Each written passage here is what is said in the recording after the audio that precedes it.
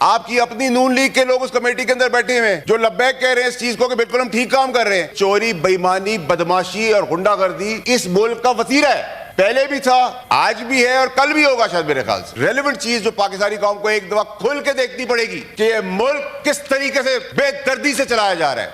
Chairman साहब बहुत शुक्रिया आपका, तारड़ साहब आपका भी बहुत शुक्रिया। मैं तवज्जो दिलाना चाहता हूँ चेयरमैन साहब आपकी और इस ऐवान की। किनका शुक्रिया अदा कर दें ji? No cross question, order in the house. उनका भी कर देंगे। जी फैसल वाला साहब, आप चेयरमैन साहब जी जी आप बात करें। मेरी गुजारिश ये चेयरमैन साहब कि ये एक मुद्दा इशू उठा हुआ था और क्योंकि हमारे वहाँ एक रवायत है तो मैं तारड़ साहब की तवज्जो भी चाहूँगा कि हमारी FBR की एक ट्रांजैक्शन आई जिसके अंदर 1010 गाड़ियाँ ख़रीदने की बात की गई। चले जी बात कर ली, कोई मसला नहीं था। प्रॉब्लम यहाँ से शुरू हुई है जब इन गाड़ियों के ऊपर 384 बिलियन रिकवर नहीं हुए अभी तक, जो हदफ था FBR का। FBR का हदफ 384 अरब नहीं पूरा हुआ। चलें जी कोई बात नहीं, फिर भी हम आपको इनाम के तौर पे गाड़ियाँ दे देते हैं कि आप रिकवरी। उसके बाद हमने उनको रिक्वेस्ट की मिनिस्टर्स को ये इशू टेकअप करने से पहले कि ये मसला इसके अंदर और बहुत सारी इरेगुलरिटीज़ का है, उनको ज़रा देख लें। उन्होंने कहा नहीं जी हम तो मजबूर हैं, आप कहेंगे तो मैं नाम भी ले लूँगा ऐवान के अंदर, मुझे कोई इतराज़ नहीं है। उसके बाद ये कहानी और आगे बढ़ी। जब आगे बढ़ी तो इस पूरे प्रोसीजर के अंदर कोई अखबार में एडवर्टाइजमेंट नहीं आई इस टेंडर की कि ये गाड़ियाँ इतनी ली जाएंगी या इस कंपनी को दी जाएंगी या क्या होगा। इस पूरे प्रोसीजर के अंदर अखबार में एडवर्टाइजमेंट नहीं आई। अच्छा जी नहीं आई।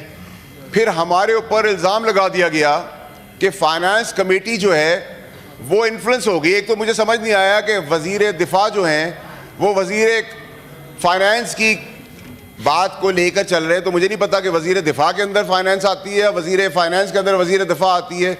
वजारतें किसकी क्या हैं हमें नहीं पता, लेकिन चले उनका राइट है पॉलिटिक्स करने का, वो पॉलिटिक्स कर रहे हैं।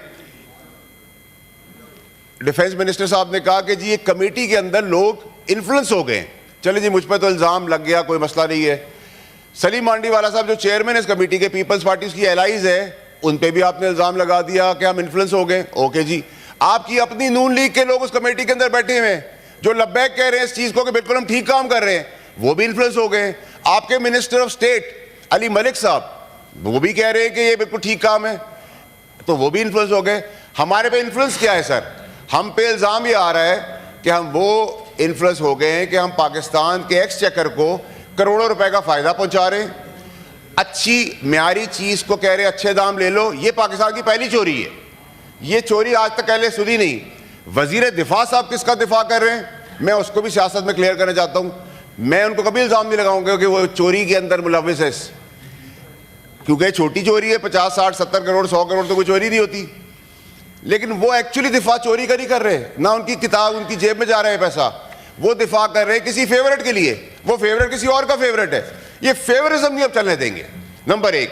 नंबर दो ये कि आपने कहा कि जी हमें गाड़ियां देनी है, 1087 का आपने अप्रूवल लिया, 1087 लोग ही फील्ड में चले जाएंगे। अब ये नई मंतक है।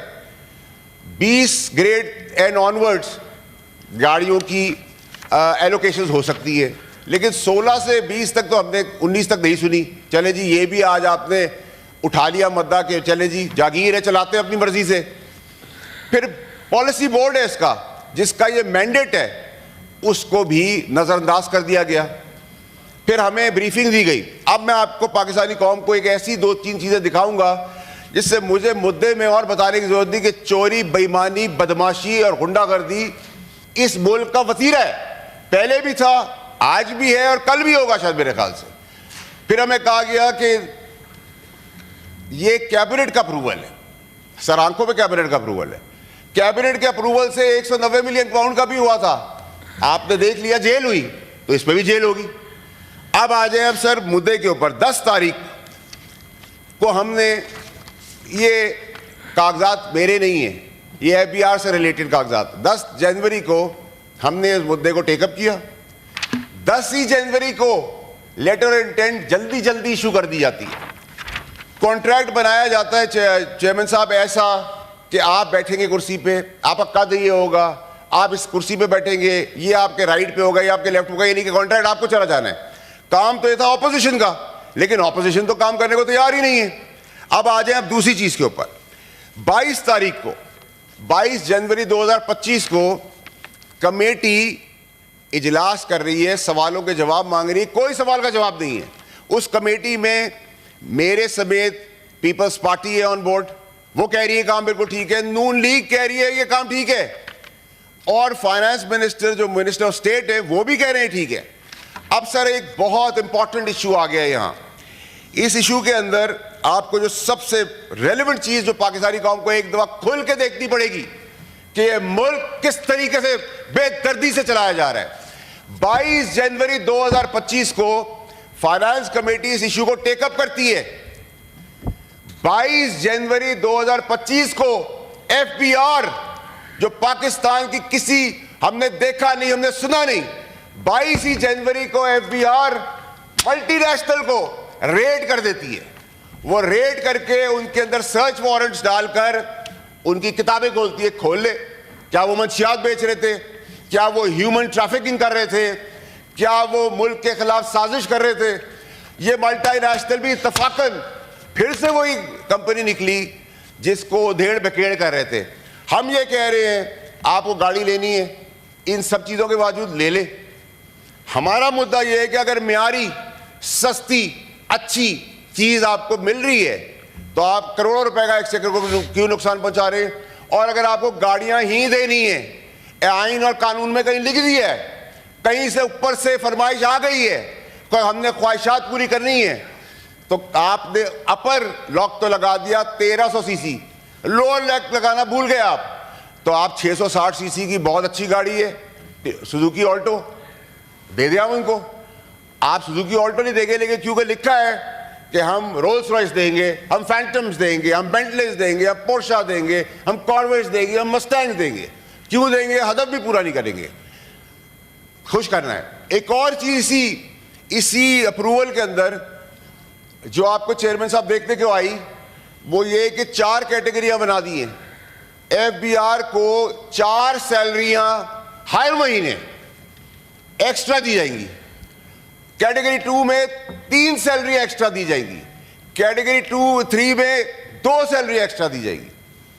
सर ये आप अरबों रुपए का नुकसान पहुंचा रहे हैं। ये अरबों रुपए के आप इंसेंटिव दे रहे हैं। क्या आपने अपना हदफ पूरा कर लिया है? आप अपने हदफ का 50% हमें लिख के दे देंगे, आप पूरा कर लेंगे। आप गाड़ियां 100 दफा लें, क्यों नहीं हम रेंट कार कर लेते? क्यों नहीं हम 10% सूद है लीज पे गाड़ियां ले लें, 5% एम्प्लॉय दे, 5% गवर्नमेंट दे, मलकियत भी उसकी हो जाए, गाड़ी भी वो संभाले। 1.2 बिलियन का फ्यूल लगेगा, उसका कोई खाता नहीं है। सैलरीज की मद में बिलियन चले जाएंगे बोनसेस के तौर पर, उसका कोई खाता नहीं है। डिस्क्रिपेंसीज हैं इस कॉन्ट्रैक्ट के अंदर, सारी चीजें बाईपास की। ना निसान है, ना किया है, ना होंडाई है, ना चंगाई है, कोई गाड़ी, 2 गाड़ी है। चले जी 2 गाड़ी है, होंडा और टोयोटा, दोनों गाड़ियां हमारे लिए काबिल कबूल है, हम इंसेंटिव देते हैं इन कंपनीज को। लेकिन आप मल्टीनेशनल्स को जिनके इन्वेस्टमेंट के लिए तड़प रहे हैं आज कि हमारे पास लो फॉरेन फंडिंग हो, फॉरेन कंपनीज आए, आप उनको रेड कर देते हैं। रेड करके उनकी ऑडिट बुक्स खुलवा देते हैं, उनकी एजेंट्स की बुक्स खुलवा देते हैं। इत्तफाकन हुस्न इत्तफाक ये 22 ही को जिस पर कमेटी उठा रही है, 10 तारीख को जनवरी को कमेटी इशू उठाती है, तब 10 तारीख को एक्शन लेते हैं। ये नहीं कि इस माफिया के खिलाफ पाकिस्तान में कोई जुर्रत ही नहीं करेगा कभी जिंदगी में, क्योंकि अगर आप खड़े होंगे तो आपकी फाइल खोल दी जाएगी, आप पे केस बना दिया जाएगा, आपको किसी भी तरीके से हरास किया जाएगा ताकि आप खामोशी से सुन लें और ये सब कुछ तमाशा होने दें। मुझे बताएं चेयरमैन साहब, अब मैं तारड़ साहब की खिदमत में अर्ज ये करता हूं कि तारड़ साहब अगर आप फिर भी समझते हैं आपकी काबिल काबीना है, आपकी काबिलियत है, आप बिल्कुल करें, लेकिन कम से कम इसको करोड़ों अरबों रुपए की जो चोरी हो रही है, जो टेलर मेड कॉन्ट्रैक्ट्स बनाए जा रहे हैं, जो फेवर दिए जा रहे हैं, उनको तो आप रोके। आप कहते हैं हम इग्नोर कर देंगे। आप लोग बड़े बड़े अखबारों में आर्टिकल आ रहे हैं, हम इग्नोर करें। कैसे इग्नोर कर देंगे आप? हम मर गए हैं, हम तो अपनी गवर्नमेंट में मैं खड़ा हुआ हूं, अपने एसआरओ के खिलाफ खड़ा हुआ हूं, रिकॉर्ड का हिस्सा है। जब ये इस टाइप की फेवर्स हो रहे थे, खुलेआम किया है मैंने ये काम। आपके 190 मिलियन पाउंड के ऊपर भी 3.25 साल पहले मैं अपनी काबीना पे खड़ा हूं, राणा सनाउल्लाह साहब सामने बैठे हुए हैं। जी, इनके ऊपर जब फैसल भोंडा राणा केस साहब- बना, एक मिनट चेयरमैन साहब, एक मिनट सर, रिक्वेस्ट है मुख्तसर जी। ये राणा साहब सामने बैठे हुए हैं, पूछे इनसे, मैं इनको जानता था कहीं से? मैं नहीं जानता था इनको कहीं से। इनके ऊपर जब मेरी गवर्नमेंट ने होंडा केस बनाया, बेईमानी का घटिया झूठा केस बनाया, उस वक्त भी मैं काबीना में खड़ा हुआ हूं, पूरी गवर्नमेंट को टेक ऑन किया, अपनी गवर्नमेंट को, कि ये जाती ना करें, इस तरह के भोंडे इल्जाम न लगाए, कल आपको ही बर्दाश्त करने पड़ेंगे। तो मुझे आप बताएं कि हमारा कसूर, और हम पे फिर वजीर दिफा कह रहे हैं कि कमेटी इन्फ्लुएंस हो गई है। हम इन्फ्लुएंस हुए हैं ठीक काम करने के लिए, हम इन्फ्लुएंस हुए म्यारी चीज और सस्ती चीज दिलवाने के लिए, हम इन्फ्लुएंस हुए चोरी को रोकने के लिए। ये हमारा इन्फ्लुएंस है, ये हमारा गुनाह है, तो हम 100 दफा गुनाह करेंगे।